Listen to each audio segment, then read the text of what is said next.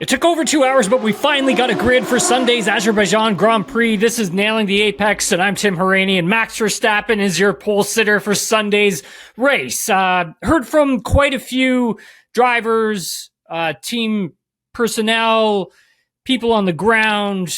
We'll get into a little bit of it as we dive through the grid for tomorrow and how qualifying shaked out here at the Azerbaijan Grand Prix.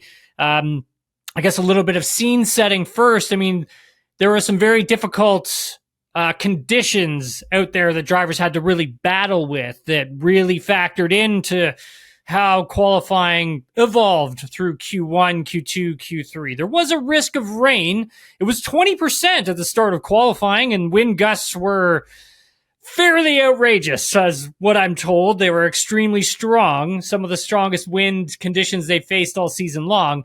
And if you were running a lot of downforce on the car, chances of that really affecting you is going to be great. Really needed to have a well trimmed out car to not be as affected as those who ran more downforce on their car. Let's talk about Max Verstappen. 6th pole position this season for Max. He said it was hard to judge what tire to choose for this one. He did have an extra set of soft tires that he used for his final push lap in Q3. Now, if you remember how Q3 sort of evolved, no one really got to set a push lap outside of Carlos Sainz, Liam Lawson, and Isaac Hajar because of all the crashes that we had seen. There was a crash from Charles Leclerc early in Q3, and then there was the crash of Oscar Piastri, surprisingly, in Q3 as well. So no one really got to punch in their best lap times. I mean, Max at some points on his second attempt, he was about 200 meters away from setting his first push lap, but never got to complete it because the red flag came out for Oscar Piastri's car. So Max was asked about going quite late in his final Q3 push lap. And what the question had to entail was the fact that compared to when Lando left the pits for their representative times that they actually got to set, Max and Yuki were one of the last two to sort of hit the track. And what did that do? Well, it allowed the track to evolve, even though slightly, but the more cars you get out onto the track, the more they're going to be able to clean up, the more they're going to be able to add a little more grip, the more they're going to be able to soak up if it was damp, rain spots, any of that kind of stuff. And so by going last, you actually give yourself a bit of an advantage, but also the disadvantage of it is that if you were going to be completing your lap and the red flag came out, you really put yourself at risk. And in these sessions that we saw on Saturday, in Baku, it was a big risk. It really was, because normally we weren't getting 5 minutes into a session, maybe 8, and we were having an accident and a red flag, or a car was spinning off and double waved yellows and things of that nature. So for Max, he didn't want to be one of the first drivers to leave the garage and queue in pit lane, because he would have lost a bit to turn one, he felt, because of the wind tunnel sort of effect, the draft effect that cars were creating going down the straightaway. Even though a car punches a hole through the air, you still think that, okay, a few seconds have gone by, that draft now is sort of obsolete. It doesn't really help. But in fact, it actually does. That wind and air disturbance, it still creates a hole for the car behind to punch through, even though that car behind could be the likes of 500 meters behind. That still is quite a bit of a draft effect that's being created. So yes, being one of the first to go, you're actually putting yourself a bit at risk, because you're not really getting much of a draft, if at all anything. So for Max taking that risk to go out towards the tail end, I mean, is a bit of a toss-up. And he rolled the dice, really played off well for him, because he put in one hell of a lap. He's been really happy that they've been able to understand the car more and more as things have moved along. And I would say if you go back to the Dutch Grand Prix, that's where I really started to notice that Max was getting to grips a lot more with the car. The team was starting to get the grips with the car a lot more. And I think they were able to really understand a lot of the balance imperfections that the car has. So if you go back to the Hungarian Grand Prix, Laurent Mekies really wanted to run a lot of experiments on the Red Bull machines, and they did, to try and understand. And then I think the time off that they had between Hungary and then all the way coming back to the Dutch Grand Prix at Zandvoort, they're able to understand a lot about their car that they have. And I think they've taken some risks on some setups.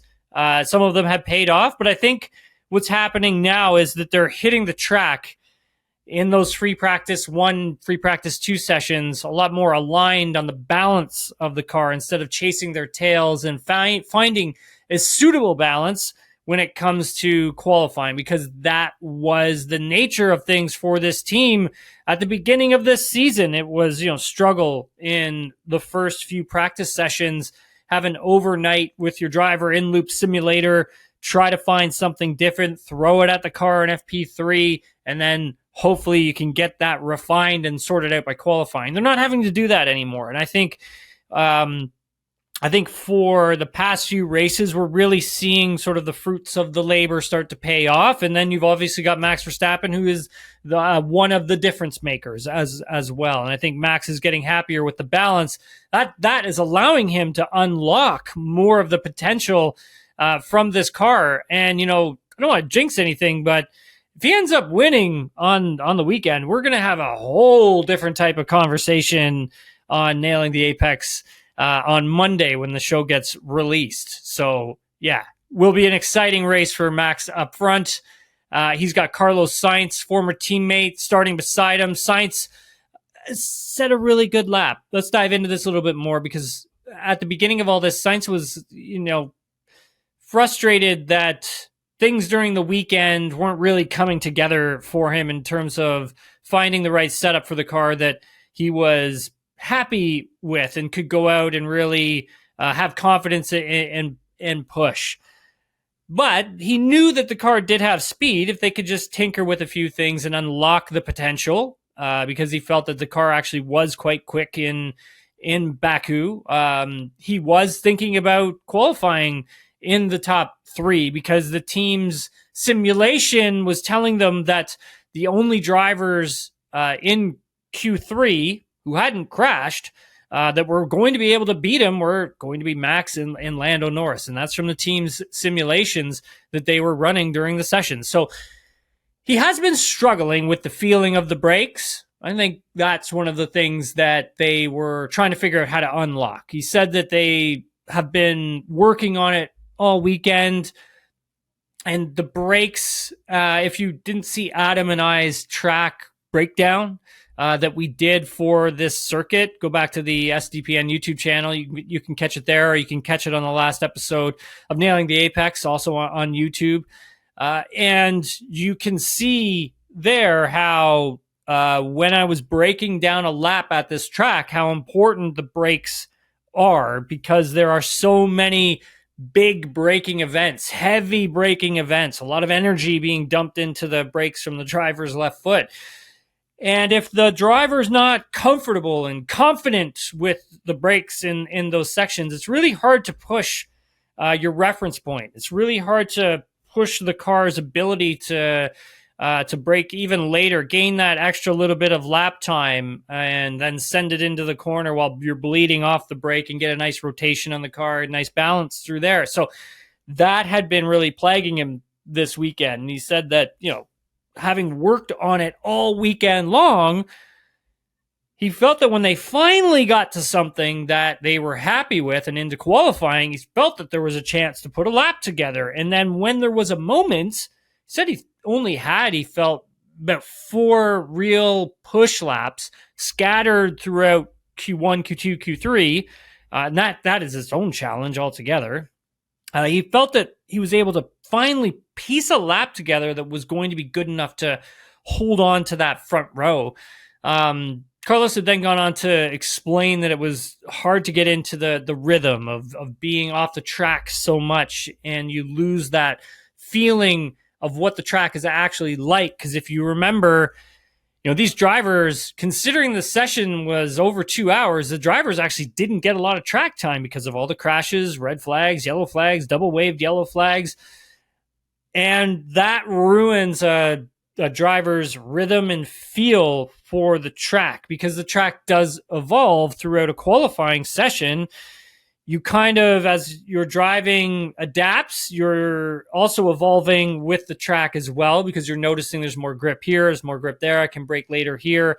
I can get on the power a little more aggressively coming out of this turn, etc., etc. But when you're having to break it up in these massive chunks and being off the track for 20 minutes, 30 minutes at a time, the track is evolving again, or devolving, as it were. Because when there's not a lot of running happening on the track and you start getting rain or spits of rain like we saw in this session, that grip level, the evolution gets really hampered, and you can't predict where the car is going to be the next time you bring it out. So really tricky conditions for the drivers. This isn't easy, trust me, what these guys are trying to do. Because you're having a feeling of one thing and it's giving you something, and you're having to adapt to it split second. It's extremely hard. Okay? Trust me on that.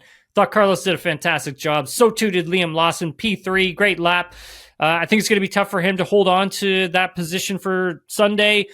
Lawson said it was good personally for him to have these results. He's still in a battle to hold on to his seat for next season. Team's still deciding on whether or not they're going to keep Yuki Tsunoda. Maybe they move Yuki down to Racing Bulls, replace Liam Lawson with Yuki Tsunoda. Still a lot of moving chairs at that team. And if they bring in Lindblad, where are they going to put him at Racing Bulls? Are they going to put him up to Red Bull Racing? I don't see that happening. That's definitely going to be Isaac Hajar is going to be moving up. But that seat at Racing Bulls is going to be up for grabs. And so I think for Liam, really has to, these next few races really needs to put in some very solid performances and capture points for the team. And tomorrow, that's going to be priority number one for him. P4 for Kimi Antonelli. Where did this come from? I mean, last time out, Toto Wolff was saying that Kimi Antonelli's performance was underwhelming. But arrived at the track here in Azerbaijan, had some rookie mistakes, bound to happen, has rebounded nicely. Really good session from Kimi Antonelli. He was under investigation for a yellow flag infringement during Q1 before we came on to record. However, heard from the FIA, and Antonelli has escaped without getting a penalty, so he will keep his P4. He outqualified George Russell in P5, I believe. And someone can correct me in the comments if I'm wrong, please. But I'm just going off the top of my head. I think that's the first time that Kimi Antonelli's outqualified George Russell this season. George Russell P5. Didn't get to hear from George. I did hear from Mercedes. Apparently, George is super sick.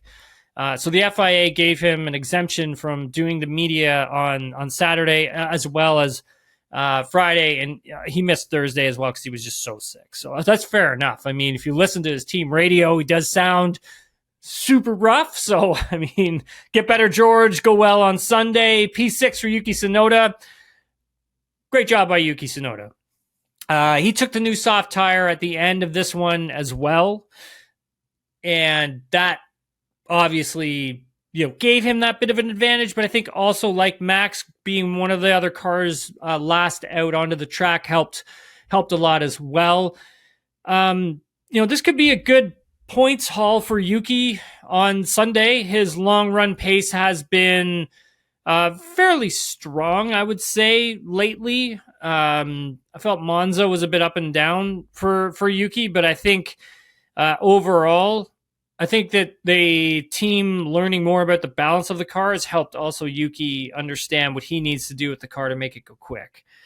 So yeah, I think, it'll be interesting to see how he does tomorrow. I think points should be, no question, should be on the board for him. Can he creep up and snag a podium? I don't see why not. P7 for Lando Norris. he was on an older set of tires when he started his final push lap. So he didn't take on a newer set, and he didn't feel like he missed an opportunity today either, given that as to what happened with Oscar Piastri. He wasn't sure how much he lost with that wall scrape that he had in turn 15. However, he just felt that it was a mistake to be one of the first cars to leave pit lane. And I tend to agree with him because you probably should be taking more of a risk when you are the one chasing another driver for the championship. It's not the time to take things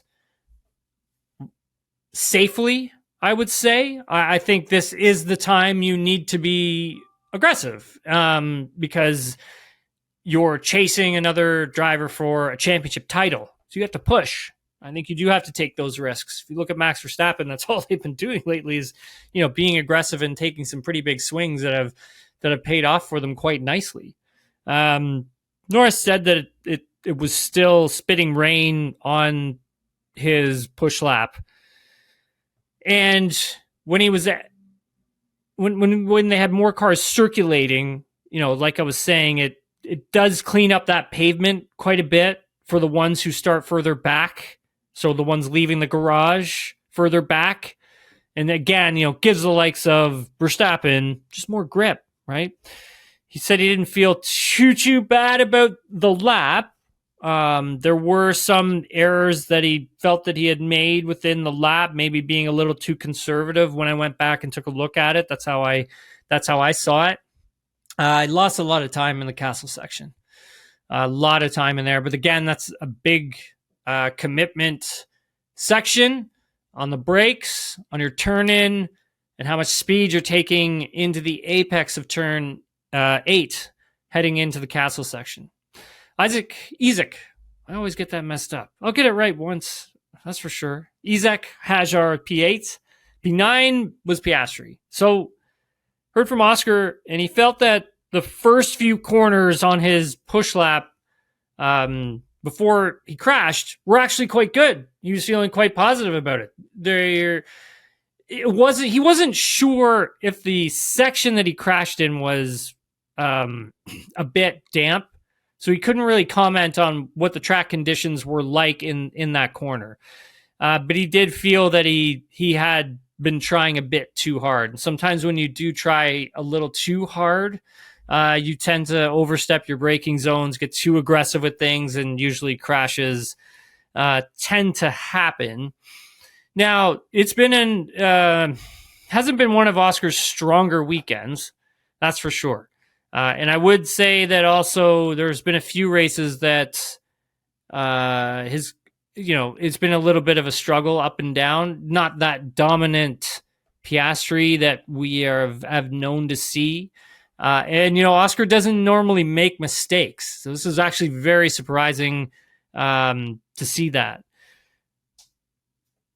He's going to be quick on Sunday.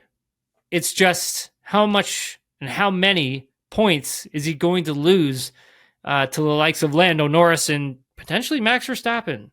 So, Charles Leclerc, P10. Oh, Ferrari,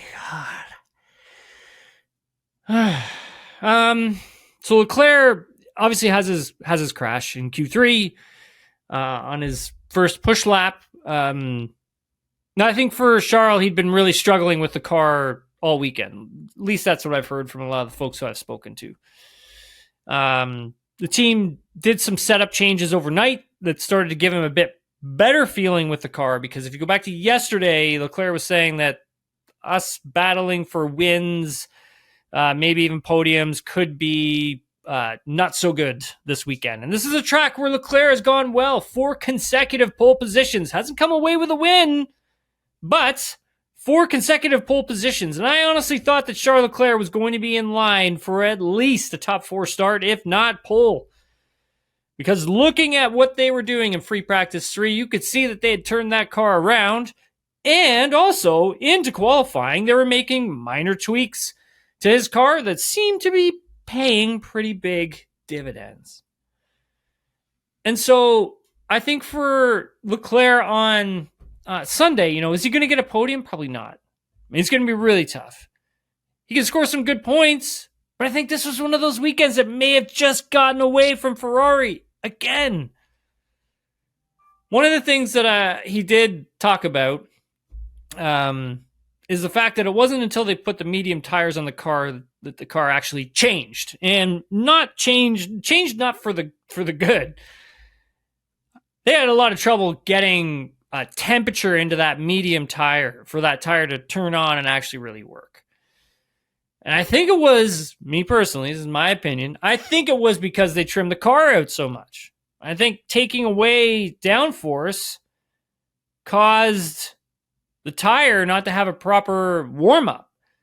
And so I think if you were going to use the medium tire, you had to, and you took downforce off the car, you had to leave yourself out there for a while. Like your push lap, your true push lap, probably wasn't coming until your fourth attempt. So you would have done outlap, push, medium recovery, push. And by that time, the tire would have been activated enough that you could drive that heat through it and get it going. That's what I think when I look at this, look at the onboard cameras and see what happened. So, heard from Frederick Vasseur, Ferrari team principal. He was pretty frustrated following this one, felt that Charles's pace was really good. Unfortunately, crashed, obviously, the car. Fred was asked about the tire selections for both drivers, mediums instead of softs. He felt that it was more about putting the tires in the right window than it was the choice of the tire itself. And that's something that sort of Lewis Hamilton also alluded to in a different way. And we'll get into that in a couple minutes. But we're going to move into Q2. We're going to talk about Fernando Alonso. Was happy with P11 considering where the car was for them this weekend. Said it was tricky with the wind because the drivers couldn't judge the wind, the direction it was coming in, and how much that was affecting their car. So for Fernando, I think he was pretty happy with it. But for Lance, I think he was a little more frustrated because I think this weekend he knew he was going to have a chance at out-qualifying Fernando. I think this was a weekend where Lance actually was doing quite well, and we'll get into his quali in a minute. But for Aston Martin, you're coming away, obviously having great success in Hungary, having great success in the Dutch Grand Prix. And then, whatever, all those things that happened in Monza with Alonso's suspension failure because of rocks damaging the suspension on him. Tough one last time out. They're trying to grab, P5 in the constructors. Need to be closer to the points moving forward because this is only going to get tighter as this season starts to wind down. I'll get into Lance in a minute, but P12 was Lewis Hamilton. Massive disappointment for Lewis. He was having a very positive weekend. I actually thought he would be on for pole position here this weekend. He felt that the team should have done what everyone else was doing. Have three mediums going into P3, then into quali, three mediums, and should have used the medium in Q2. And then felt that they, he wasn't sure why the team didn't do that, essentially.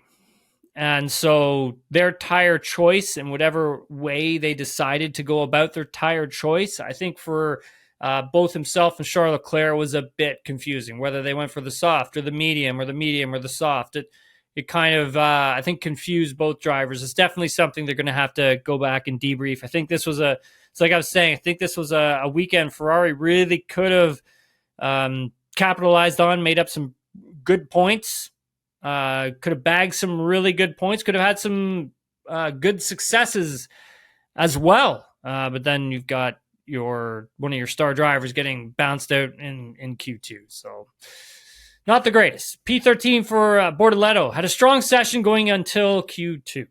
He felt that the lap was not perfect, and he lost a lot of time in the last corner. But also the wind was really tricky for their car. He was happy with the result because essentially, he was kind of saying you can't always have Q3 or you can't always be in Q3. And Yeah, I think the wind for Sauber this weekend really did give them a lot of problems. P14 for Lance, pushing into turn one, got a huge tailwind into turn one, and that ruined his entire lap, obviously, and he had to avoid crashing the car because of the push that he had got from the wind, just literally throwing him off. So he did a good job of recovering the car and not getting into the wall. That's for sure. I hear his frustrations over the radio. He may have been able to get into Q3, and I think that's a big part of that frustration, right? I think that not being able to do that, where I think he had a good feeling with the car and track this weekend that he could have pushed into Q3 and fought for that position there. So frustrating weekend so far for Aston Martin. P15 for Oliver Behrman, made contact with the wall, turn 2, I believe it was. Behrman was on a push lap, just tapped the wall on the exit, damages the rear suspension, had to stop on track, and doesn't limp the car home, probably to save damaging the car a little bit more. So we'll see what happens. Hopefully it's not like a gearbox replacement or engine component replacement because of where he had tapped the wall of the car. But we'll wait and see tomorrow. I'll put that information in when I get it. Q1, it was messy. It was a messy session. Franco Colapinto has a massive crash at the end of Q1. Bounced out of qualifying. Looking at the replay, it was a weird accident because his teammate, Pierre Gasly, went straight down the escape road and Franco crashed at the exact same corner as these things were happening. They all kind of happened together if you didn't see it. There didn't appear to be a yellow flag out in the session, I'll learn how to talk eventually, where Franco crashed. The yellow flag would have been for Pierre Gasly, who went off in front of him. But Colapinto was pushing and might have been pushing just a bit too much. Made a little bit of a mistake, crashed pretty heavily. And now I think you have to wonder, is that seat of his in jeopardy? Is he in jeopardy of losing it for next season? I know Flavio Briatore has been in the media speaking about pretty much a shootout between Franco Colapinto and Paul Aaron for that seat, that second seat. I mean, that'll be interesting. I think Paul Aaron's a really good young driver. It's going to be tough for Colapinto, but we'll see. I mean, he's in the seat right now. He can prove that he belongs for sure. I mean, seeing Flavio, they quickly went to a shot of Flavio on TV right after both drivers had gone off. One had gone off down the runway and Gasly, the other one had crashed and Colapinto. And, my lip reading is not the best, but I don't know. It looked like he had said done and, finito maybe. But I think he was referring to the fact that both cars were done and not moving on, because reading his quotes afterwards, Flavio did seem pretty down on their chances for their weekend. I think they knew they were going to have a struggle this weekend anyways with the car and this track. The two of them just don't suit each other very well. But yeah, I'm interested in Paul Aaron and hearing a little more about him and what that actually looks like. I interviewed him a few weeks ago in Zandvoort. Interesting fella. Let's just say that for sure. P17, Nico Hülkenberg. Tough session for Hülkenberg. The team was really struggling again with those windy conditions out there today. Their car does not like these massive gusts of wind. And I think coming into this weekend, they knew that it was going to be tough if it was going to be windy. And sure enough, it was. And so bit of a struggle for them out there. So yeah, not great. P18 for Esteban Ocon, but he has been disqualified from qualifying. got that news just before we jumped on here to record. So he has been excluded from qualifying. Expect him to start, believe, from pit lane tomorrow. And the reason for that is because his car failed the rear wing main plane tip deflection test. If you remember, if you go back to where did it start? Spanish Grand Prix. And we touched on this on the show. We talked a lot about it, actually, about deflection tests with the wings, flexi wings. And they ran one of their tests on Ocon's car. It appears that it failed. So, yeah, tough one for Esteban. Gasly P19, we know why. P20, Albon, he crashed in Q1, obviously. Just made a rookie mistake. That's how he put it. Just didn't anticipate the difference in the level of grip when he attacked the corner. So again, there's that track evolution thing that I was talking about, catching out a driver. So yeah, it was tough out there. It was really tough out there on Saturday for qualifying for the Azerbaijan Grand Prix. Super exciting though. Really enjoyed it. I thought that was one of the more exciting qualifying sessions, just simply because you didn't know where anybody was going to be. And you didn't know how much the rain was going to affect things either. When Carlos Sainz was sitting in provisional pole, I was like, this would be great if it ends just like this. Sainz, Lawson, Hajar would have been amazing. But we still got a good grid nonetheless. If Max wins on Sunday, I mean, we're gonna have a lot to talk about. Anyways, hope you enjoyed the show. Adam and I are going to be back for our post-race review pod that you'll be able to catch Monday, 9 a.m. Eastern.